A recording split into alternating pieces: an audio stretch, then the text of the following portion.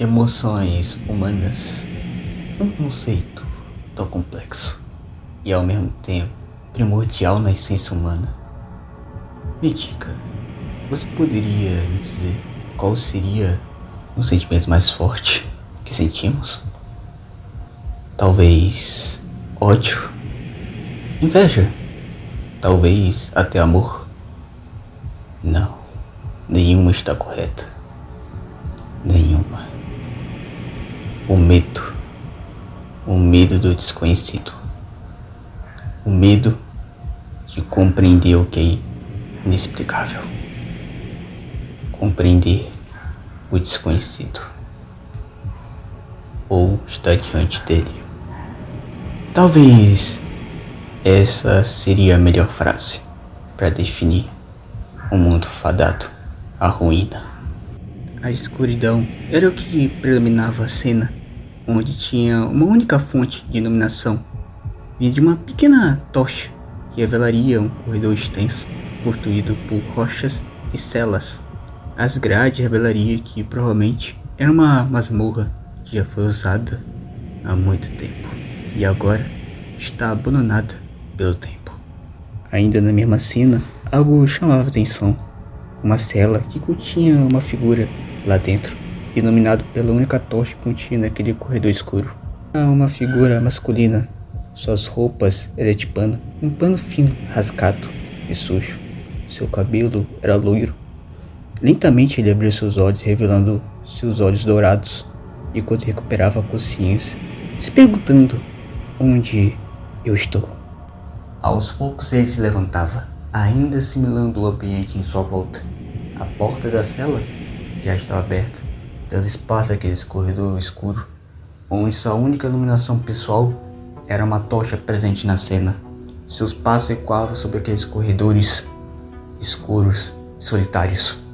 Em busca de uma saída, seus únicos pensamentos eram sua companhia, onde sua única recordação de memória era o seu nome pessoal, Daiki Fujiwara. No momento que ele achava a saída, ele presenciava uma cena que fazia engolir suas expectativas e pensamentos. O clima melancólico pairava sobre a cena, as nuvens cinzas pairavam sobre o céu, e ruínas antigas do que aqui já foi chamado de reino no passado distante, que agora são apenas memórias.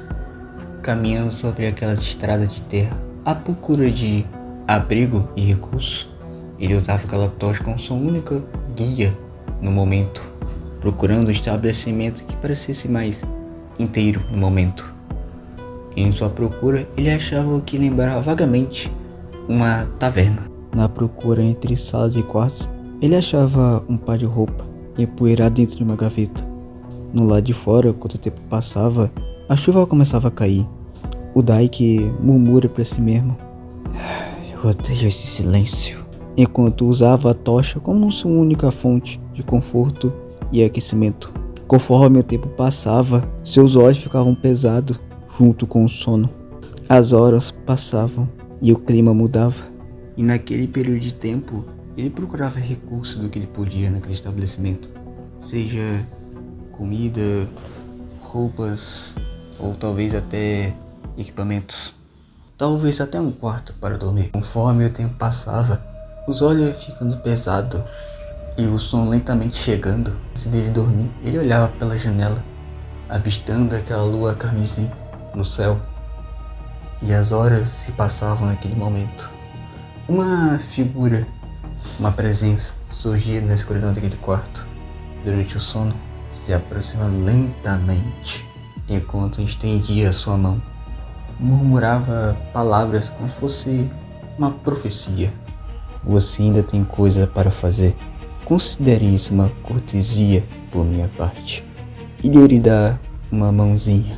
Aquela presença estendia a mão até a cicatriz que ficava no peito do Daiki. Um leve brilho verde e um símbolo pairava antes de sumir lentamente. E conforme a presença também sumia na escuridão daquele quarto. Após o amanhecer de novo dia, ele voltava a explorar aquelas ruínas em busca de respostas agora com suas vestes recém-encontradas naquele estabelecimento abandonado. Eram umas vestimentas simples, casuais, feitas a pano. Sob o sol da tarde, ele avistava ao horizonte o que lembrava um coliseu ou uma arena. Se aproximando e ao entrar aqueles corredores, um clima vai se construindo conforme seus passos ecoavam naqueles corredores. Apenas os pensamentos e a solidão era o que acompanhava. Pouco a pouco ele encontrava peças que ele julgava ser decente, formando um traje improvisado, e um dos corpos que agora era apenas um esqueleto. Ele pegava uma espada que estava cravada em seu peito, e não sabia o contexto, não sabia da história, mas para ele, aquilo não importava. Entretanto, conforme ele se aprofundava naquele coliseu, ele começava a escutar murmúrios, palavras que lembravam uma oração.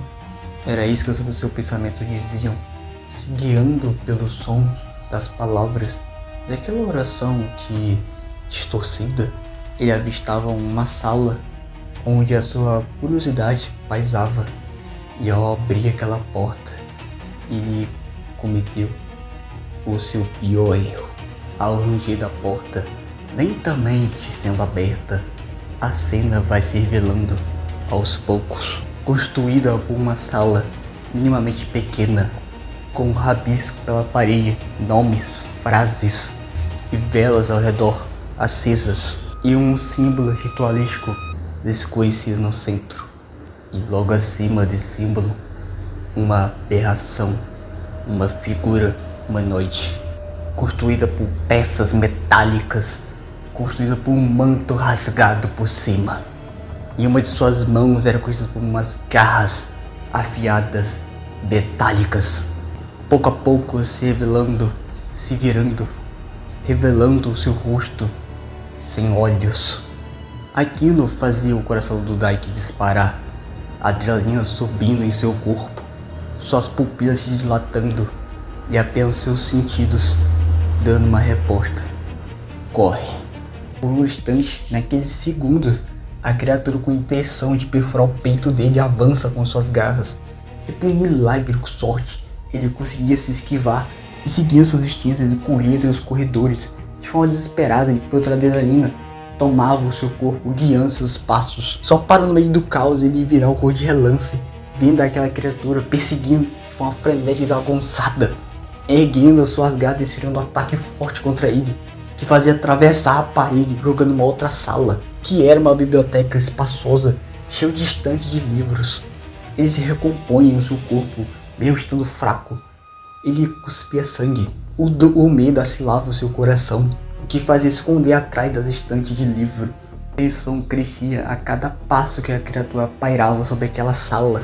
E quando Daiki vê no outro lado, tinha uma porta que levava ao corredor entre a arena, provavelmente sendo a saída.